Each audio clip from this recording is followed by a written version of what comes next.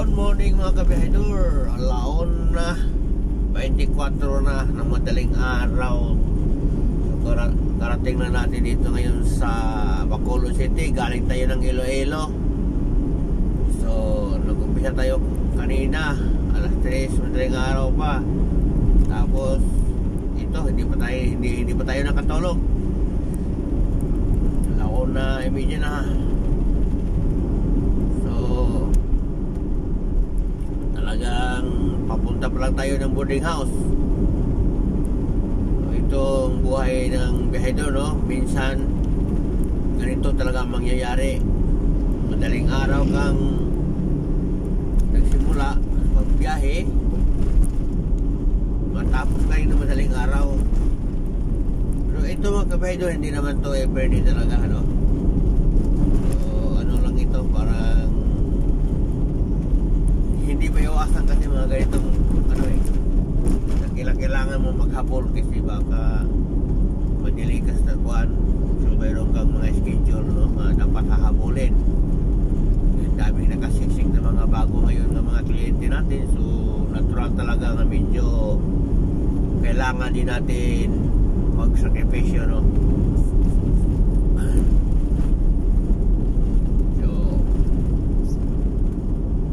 Tayo kanina alas 3. So ngayon alauna imedya na. Mag-alauna imedya na kasi alauna 25 eh. So ito ba yun tayo?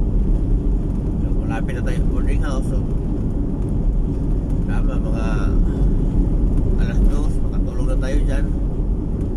Gising tayo alas 4 na lang para mayroon ng 2 oras. Ito ang buhay biyahedor. Hindi talaga may iwasan mga biyahedor nga mayroon talaga tayong mga biyahe matagal masyado, no? Hindi naman everyday. Ano naman ito? So, kailangan din natin kasi itong gawin ganito.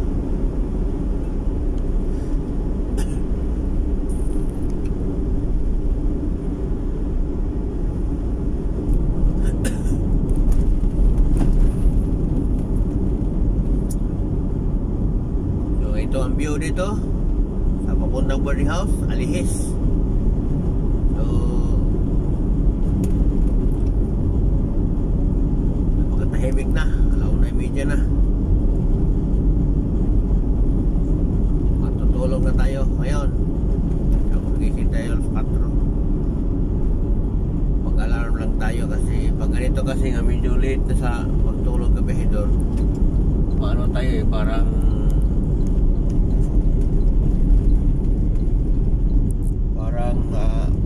mahimbing ang tulog natin, hindi tayo makagising ng baka maumagahan tayo. So, kita kailangan kasi alas 4 makagising na tayo kasi meron tayong mga schedule na dapat natin gampanan, di ba? Kasi once kasi na maliit tayo kabahedor, tapos sa schedule natin mayroon pa nakasiksik na mga bagong schedule, doon na magkalitsyon-litsyon ang natin, yung trabaho natin, no? Doon na magkano so hindi na maganda, mas lalong pangit ang resulta, kinakailangan natin yung sacrifice para maano natin yung trabaho natin, mabigyan natin ng magandang resulta sa trabaho. So yan lang kabihedor, dito tayo.